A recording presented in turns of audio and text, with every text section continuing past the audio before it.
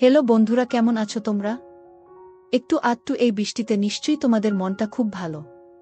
তোমাদের মন আরও ভালো করার জন্য নতুন একটি গল্প নিয়ে এলাম।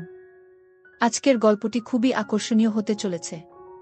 আর আমি গ্যারান্টি দিয়ে বলতে পারি গল্পটি শেষ পর্যন্ত শুনলে তোমাদের পানি ধরে রাখতে কষ্ট হবে এবং নিজেকে কন্ট্রোল করতে পারবে না। তাই তোমাদের কাছে আমার একটাই অনুরোধ, ভিডিওটা শুরু থেকে শেষ পর্যন্ত দেখবে। তাহলে কথা না বাড়িয়ে এবার মূল ঘটনায় আসি। আমার নাম সুরেন্দ্র রায়, ১৯ বছর বয়স। কলকাতা শহরের গোবিন্দপুর এলাকার সাবর্ণ রায় পরিবারে জন্মগ্রহণ করি।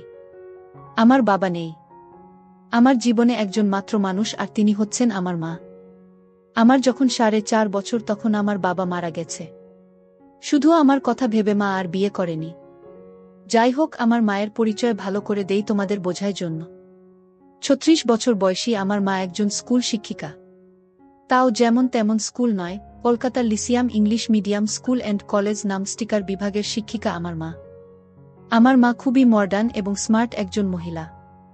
সব কাজে সে পারদর্শী, আমিও ওই কলেজেই পড়ি। আমার মা বাসার কাজ ও কলেজের সকল দায়িত্ব সামলাচ্ছে সফলতার সাথে।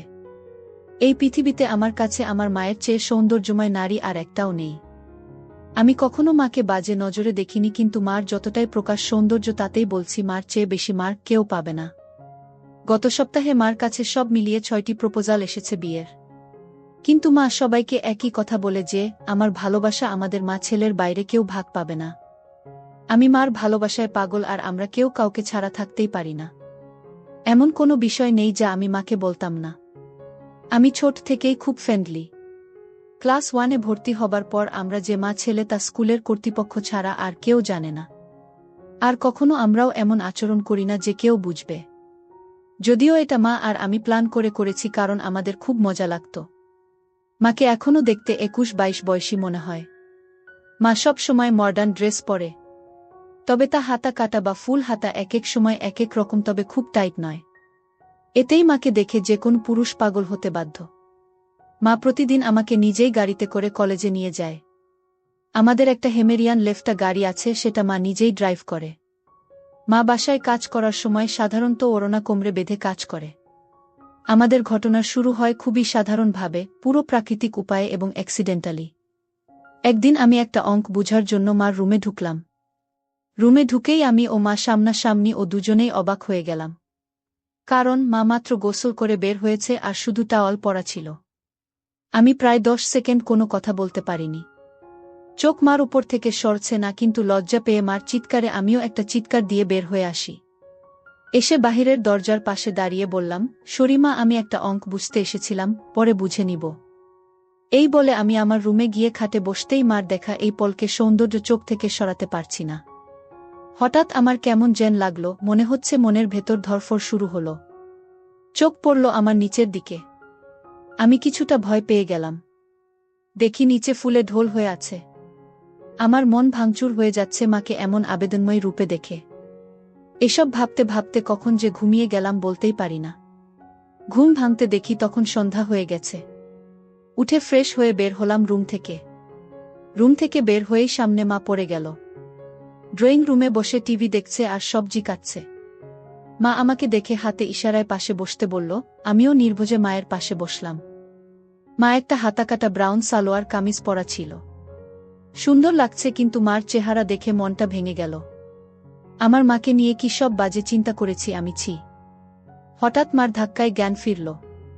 কি হলো বাবা? কি ভাবছিস? চুপ করে। না মা, কিছু ভাবছি না।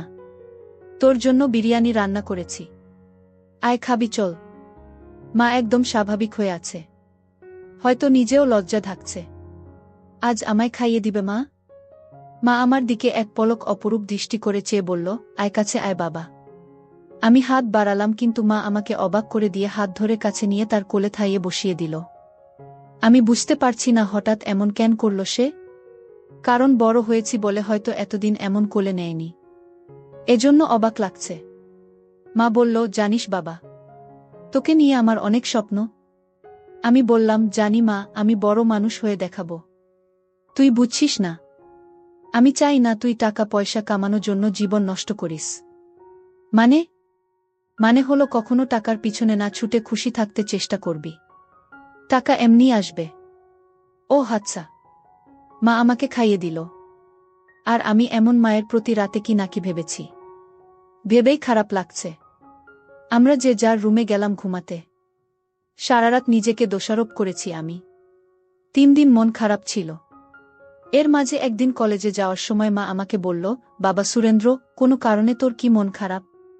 আমি বললাম, না মা, আমার মন খারাপ হবে কেন? তখন মা আর কিছু বলল না। পরদিন আমার ক্লাস ছিল না। মা তার কাজে চলে গিয়ে হঠাৎ ফোন করে বলল, বাবা সুরেন্দ্র, গোসল করে তাড়াহুড়ায় আমার কাপড় শুকিয়ে দিতে ভুলে গেছি। একটু শুকিয়ে দে বাবা। আমি বললাম, আচ্ছা মা, এখুনি শুকিয়ে দিচ্ছি। আমি মার রুমে গেলাম। গিয়ে বালতি নিয়ে ছাদে যাই। শুকাতে গিয়ে প্রথমে ছিল কামিজ, তারপর সালোয়ার। এরপরে বাকিগুলোও দেখি। দেখে আমার মনে ধরফর করতে শুরু করল।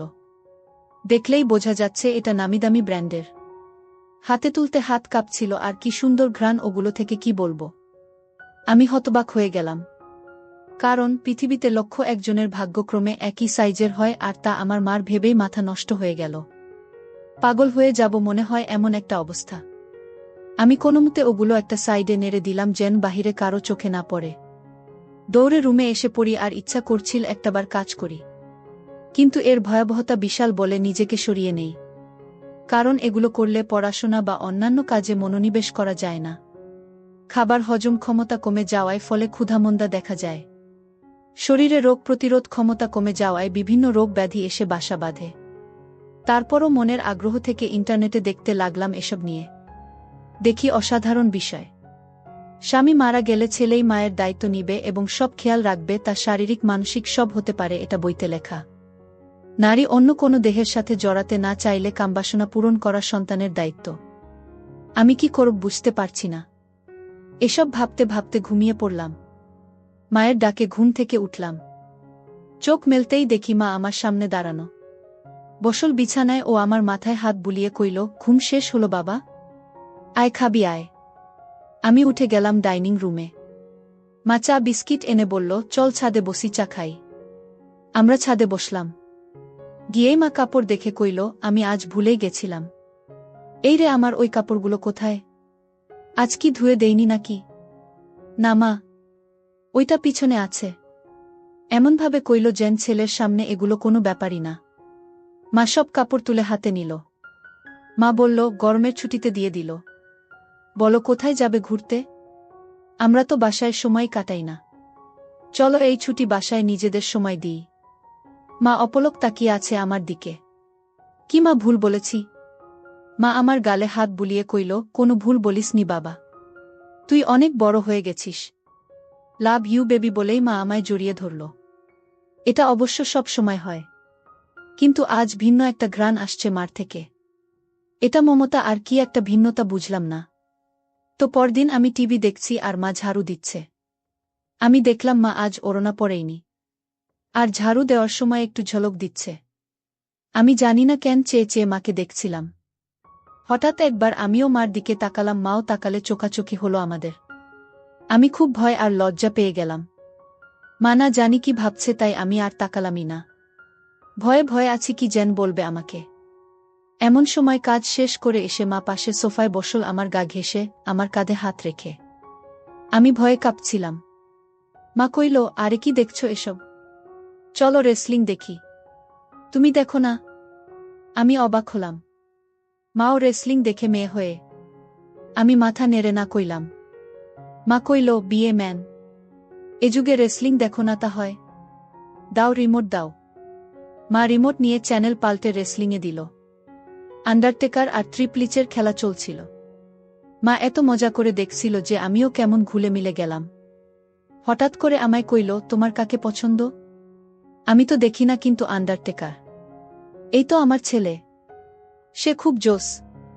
আমি অবাক হয়ে গেলাম। মার প্রতি একটা কৌতূহল হল। মাঝে এনবি ও মার্গারেটের লাইভ হবে এটা বিজ্ঞাপন দিল। আমি মনে করেছি হয়তো মেয়েদের খেলা দেখবে না, আমি সামনে থাকায়। কারণ মেয়েরা খেলে ছোট কাপড় পরে। কিন্তু মা আমায় অবাক করে দিয়ে আরও গা ঘেঁষে বসে কইল, এবার মজা হবে। বলেই জুস আর পপকর্ন নিয়ে এলো। আমি উঠে যাচ্ছি লজ্জায়। মা আমায় থামিয়ে কইল, আরে বস, মজা হবে এখন এদের খেলায়। আমি মার্গারেট আর তুই এনিবি, ঠিক আছে? আচ্ছা। খেলা শুরু হলো। দুজন ছোট ছোট সেট পরে এসেছি। মা বেশ মজা করে দেখছে। আমি শুধু মাকে দেখে অবাক হচ্ছি। মাঝে এর দিলে মা তখন আমার দিকে ফিরে আচমকা কইল, তুমি আমাকে বন্ধু মনে করো? আমি হঠাৎ একথা শুনে অবাকই হলাম। অবাক হবার কিছু হয়নি। উত্তর দাও সুরেন্দ্র। আমার আর কে আছে তুমি ছাড়া? তুমিই তো আমার সব কিছু। তাহলে একসাথে মায়ের সাথে ফ্রি হতে সমস্যা হচ্ছে কেন গাধা? এটা জাস্ট খেলা। আসলে ওরা ছোট কাপড় পরা, তাই মা ছেলে একসাথে এসব দেখা। এজন্য লজ্জা লাগছে। মা হাসতে হাসতে শেষ। আরে বোকা ছেলে, আমি না তোর মা? লজ্জা কিসের আমার কাছে? এগুলো অনেক আগের মূর্খ সমাজে চলত। এখন না, এসব চলে না। শোনো, আমরা মা ছেলে ছাড়া আর কেউ নেই আমাদের জীবনে। আমরা চিল করব না তো কে করবে বলো? মানে মানে আমরা একসাথে এগুলো দেখলে কিছু হয় না। আর ছোট কাপড় পরার জন্য এমন লজ্জা কেন? তুই পরিস না নাকি? পরি তো। আমিও তো পরি, তাতে কি হয়েছে? এসব উল্টপাল্ট কথা বলবি না। পোশাক কখনো মানুষের স্বভাব থাকে না। মনে বিষ নিয়ে যদি বোরকা পরে ঘোরা হয় তাহলে বোরকা পরার কোনো মানে হয় না। আমি মাথা নাড়লাম। এরপর খেলা শুরু হলে দেখা শুরু হলো আমাদের। হঠাৎ মা কইল, চল বাজি হবে। আয় দেখি কে জিতে। মা বলল, আজ মার্গারেট জিতবে। আমিও আর লজ্জা না পেয়ে মাকে সঙ্গ দিলাম। আমরা রক্তহীন করা খেলায় শেষে আমিই জিতে গেলাম। পুরো ৮,০০০ টাকা জিতলাম আমি, কিন্তু মা একটুও মন ভারী করল না। বাহ, বেশ টাকা আয় হলো। মাঝে মাঝে এমন হলে বড় লোক হয়ে যাব। তা তো হবেই, তবে জিতলি আমাকে কি খাওয়াবি বল? তুমি কি খেতে চাও মা? তোকে খাবো। আমাকে কিভাবে খাবে? আরে বোকা, এমনি কইলাম। আচ্ছা, আমি ঘেমে গেছি, যাই গোসল করে আসি। মা গোসল করতে গেল। আমি টিভি দেখছি, হঠাৎ মায়ের গলার আওয়াজ আমার কানে এলো। আমি দৌড়ে যাই মার রুমে। গিয়ে আবার অবাক হয়ে গেলাম। আজ সেদিনের মতো নয়, কিন্তু আজ মাকে সম্পূর্ণ ভিন্নতর দেখলাম। আমি হাঁ করে তাকিয়ে রয়েছি তার দিকে। কিরে, কি দেখিস অমন করে? অবাক হয়েছিস না? আমি মাথা নেড়ে হা বলি। কিন্তু এত টাইট যে? ও, তুই টাইটের কথা বলছিস? আমি বলছি, এটা আমার অনেক আগের জামা। এই জামার বয়স তোর চেয়ে ৩ বছর বেশি। কি বলছো এগুলো? ওয়াও। হ্যাঁ ওয়াও। সুন্দর না? নাকি খারাপ লাগছে? খারাপ লাগে তোমার? একদম পরিমনির মতো লাগে আমার মাকে। কিন্তু আসলেই অনেকদিন পরি না বলে টাইট হয়ে গেছে। কেমন যেন লাগছে। যদি কিছু মনে না করো একটা কথা বলি মা? হ্যাঁ বল। তোমাকে টাইট ড্রেসেই ভালো লাগে। কেন যে সবসময় আলখাল্লা পরে থাকো বুঝি না। মডার্ন যুগের এত উপদেশ আমাকে দাও আর নিজে সেকেলে। মনেই হয় না ইংলিশ মিডিয়ামের শিক্ষিকা তুমি। আমার বদমাইশ ছেলে। আয় বুকে আয়। ইদানিং তুমি চেঞ্জ হয়ে যাচ্ছ যে। খুব আদর সোহাগ করছো যে। মা আমায় ছেড়ে দিয়ে মুখটা মলিন করে বাথরুমে চলে গেল। আমিতে ভয় পেয়ে গেলাম। কি বলতে কি বলে দিলাম। একটু পরে মা আবার আলখাল্লা পরে হাতে ওই জামাটা এনে আলমারিতে রেখে ধপাস করে বন্ধ করে নিচে কিচেনে চলে গেল। আমি কি বলব বুঝতে পারছি না। আমিও পিছনে গেলাম। কইলাম, মা রাগ করেছ নাকি? সরি মা, আর এমন বলবো না। মা কথাই বলছে না। আমি পিছনে ঘুরছি, কিন্তু মা আমাকে পাত্তাই দিচ্ছে না। শুধু চোখে পানি ভরে কাজ করছে। কিচেনের জিনিসপত্র রাগে ঝাড়ছে। টেবিলে খাবার দিয়ে মা উপরে যাচ্ছে। তখনই আমি মার পায়ে পড়লাম আর কইলাম, আর কখনো এমন বলবো না মা। ক্ষমা করে দাও। কেঁদো না মা। তুমি ছাড়া আমার আর কে আছে বলো? মা কেঁদে দিয়ে আমায় জড়িয়ে ধরে কইল, আমিও তো তাই বলছি। তুই ছাড়া আমার আর কে আছে? তোকে আদর সোহাগ করব না তো কাকে করব? তুই তো আমার সব রে বাবা। সরি, আর হবে না মা। আমি সবসময় তোকে ভালোবাসি বোকা। আর এমন বলিস না। আমাকে প্লিজ একা করে দিস না তোর বাবার মতো। না মা, আমি তোমার সব কথা শুনব ও মেনে চলব। আমারও সব কথা মানতে হবে তাহলে? মা মুচকি হেসে চোখ মুছে কইল, তাহলে ওই ড্রেস পরে এসো আর আমাকে খাইয়ে দাও। মার মুখে উজ্জ্বল হাসি। মা রুমে গিয়ে ২ মিনিটে চলে এলো ওই ড্রেস পরে। আমি কইলাম, তোমায় একদম ক্লাস 10-এর মেয়ে মনে হয় মা। যে কোনো কাপড়ে বোঝাই যায় না তোমার বয়স ৩৬। মা মুচকি হেসে আমায় নিয়ে বসে খাওয়াল। তারপর আমরা যে যার মতে রুমে গিয়ে ঘুমালাম। এভাবে মা আর আমি আর কিছু না করে ছুটি শেষ করলাম।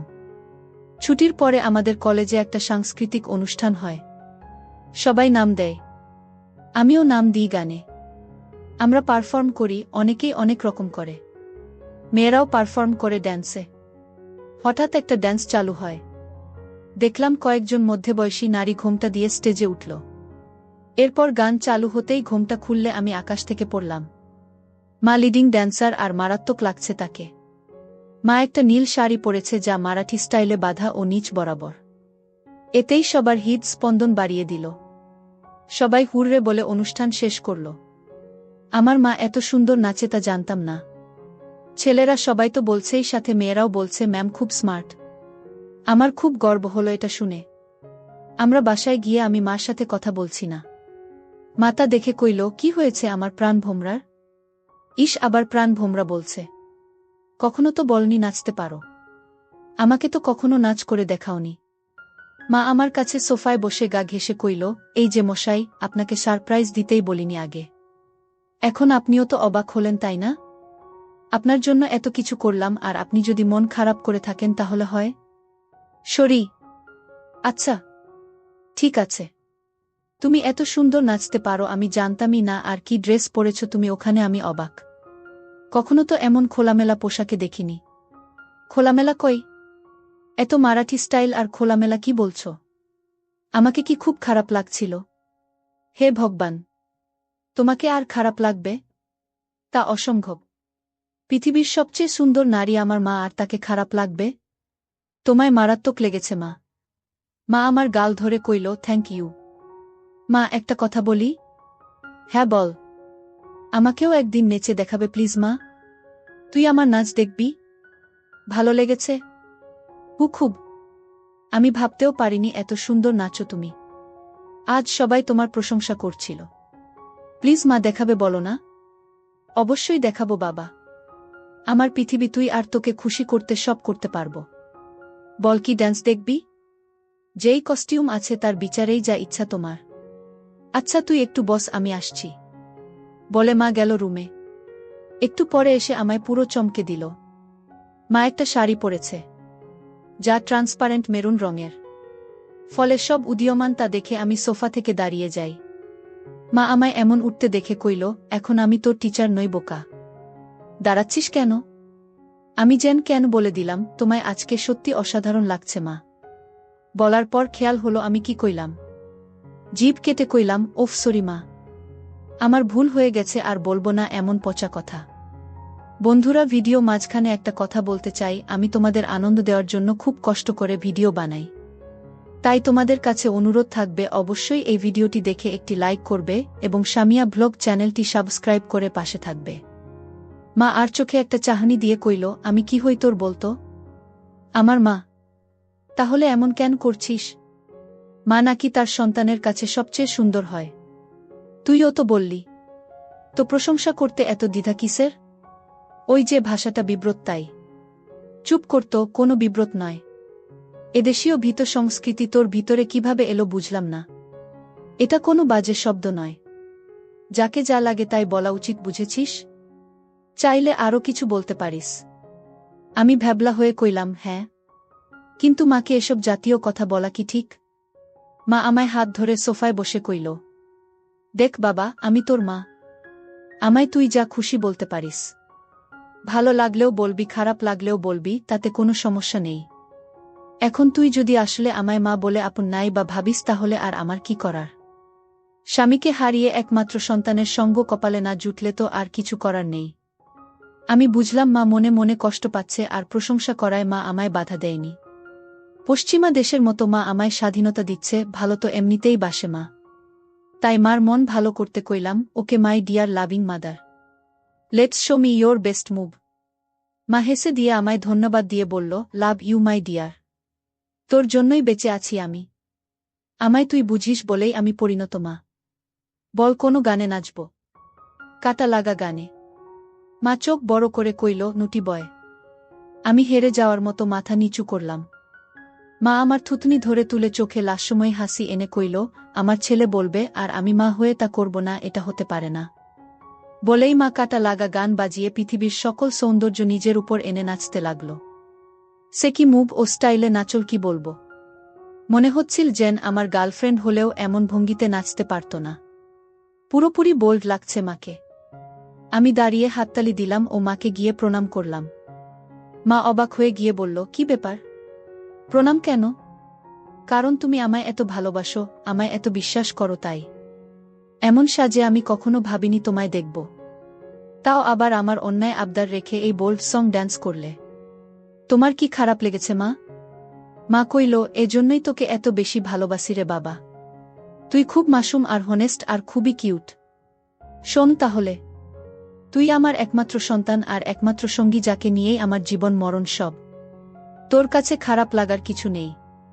আমি তোকে ভালোবাসি রে বাবা। আর এমন কেমন বলিস? এটা একদম স্বাভাবিক।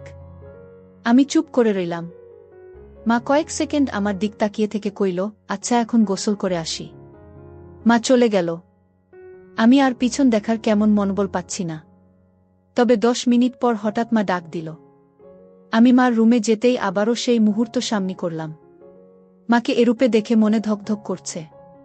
আমি কিছু বলতে পারছি না, কিন্তু মা আমায় দেখে মোটেও বিচলিত নয়। একটু কড়া কণ্ঠে বলল, বস বিছানায়। আমি কি করব বুঝতে পারছি না। মা এবার আরও একটু কড়া হয়ে কইল, বসতে কইলাম না। আমি চট করে বসলাম। মা আরেকটা তোয়ালে দিয়ে চুল মুছে তাতে বেঁধে এসে আমার পাশে বসল। আমি নিচের দিকে মুখ করে আছি। আমার দিক তাকা। আমি তাকালে মা কইল, আমি তোর কি? মা, আমি খেয়াল করছি সেই দিন এমন তোয়ালে পরা দেখার পর থেকে তুই পাল্টে গেছিস। কেন এমন কেন করছিস? আমি সরি মা। আমি আসলে সেদিন একটা অঙ্ক বুঝতে এসেছিলাম। জানতাম না তুমি গোসল করে তোয়ালে পরে বের হয়েছিলে। তাই ঢুকে পড়ি, আর হবে না মা। ভুল হয়ে গেছে। আর একটা কথা বললে একটা চড় মারব। তোকে সারা জীবন এই শিক্ষা দিয়েছি আমি? আমি না তোর মা?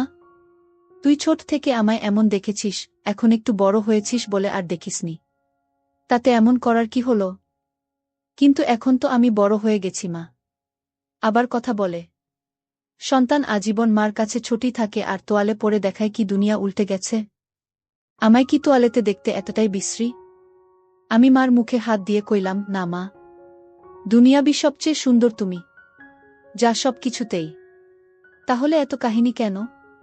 আমি ভেবেছি তুমি আমায় কি নাকি ভাববে, তাই ভয়ে ছিলাম। শোনো, আমাদের আমরা ছাড়া আর কে আছে যে নিজেদের স্পেসটুকুও নষ্ট করব? তোয়ালে পরে দেখলে কিছুই হয় না বাবা। আয় বুকে আয়। এরপর মা কইল, তোর খিদে লাগেনি? যা ড্রয়িং রুমে বস। আমি আসছি।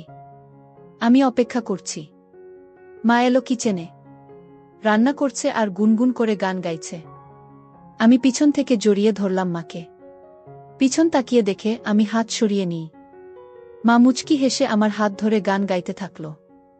আমিও হাত দিয়ে জড়িয়ে ধরে কইলাম, কি ব্যাপার? মনে এত খুশি? আমার জীবনে এমন একটা ছেলে থাকলে খুশি হব না? বল, কি খাবি? স্যুপ? আচ্ছা যা টিভি দেখ। আমি আসছি স্যুপ নিয়ে। আমি বসে টিভি দেখছি। মা স্যুপ এনে আমায় খাইয়ে দিল ও নিজেও খেল। আচ্ছা, আমার কিছু শপিং করতাম। তুই থাক একটু বাসায়। আমি চলে আসব তাড়াতাড়ি। মা শপিং করতে চলে গেল। এলো অনেকগুলো ব্যাগ নিয়ে। সব নিয়ে সোজা রুমে রেখে এলো। কি কিনলে? এমনি কিছু জিনিস। মা এড়িয়ে গেল। বুঝলাম হয়তো নিজের কাপড় কিনেছে, তা তো আর ছেলেকে দেখানো যায় না। যাই হোক, পরদিন কলেজে যাওয়ার জন্য গাড়িতে বসে আছি মার জন্য।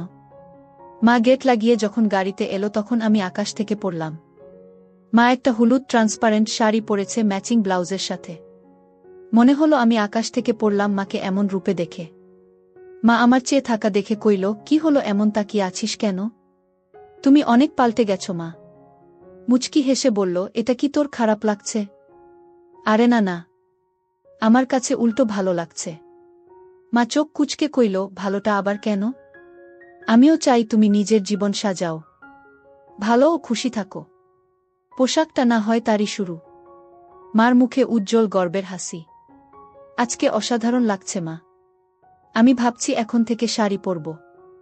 ভালো ডিসিশন, কিন্তু শুধু শাড়ি কেন? এমনি না হলে আর কি পরা যায় বলতো? মা আমাকে জিজ্ঞেস করছো? মা কাকের মতো আশেপাশে তাকিয়ে কইল, আর কাউকে দেখছিস গাড়িতে? না মানে একজন মা তার ছেলের সন্তানের কাছে পোশাকের সিদ্ধান্ত চায়, তাই কইলাম। কলকাতায় এটা স্বাভাবিক নয় যে আমার কাছে সবকিছু তুই। তাই আমার কমেন্ট তুই করবি। বল কেমন পরব? সত্যি ফ্রেন্ডলি বলবো? এবার চর খাবি? সরি সরি বলছি। মা আমার দিকে তাকিয়ে রইল কয়েক সেকেন্ড। মার এই রহস্যঘন তাকানো বুঝি না। ওয়েস্টার্ন? হুম বলেই মা গাড়ি চালাতে লাগল। আধা ঘন্টা গাড়ি চালানোর পর মা আমাকে একটা পার্কে নিয়ে গেল। মা আমার পাশে বসে কথা বলছিল, হঠাৎ মার হাত আমার নিচে দিল। তখন আমার আর বুঝতে বাকি রইল না মা কি করতে চাইছে। আমি বুঝতে পারছিলাম যে মা আমার জন্য পাগল হয়ে গেছে, নিজেকে আর আটকে রাখতে পারছে না। প্রিয় বন্ধুরা, আজকের গল্পটা এখানেই শেষ করলাম। ভালো লাগলে সামিয়া ব্লগ চ্যানেলটি সাবস্ক্রাইব করে পাশে থাকবে।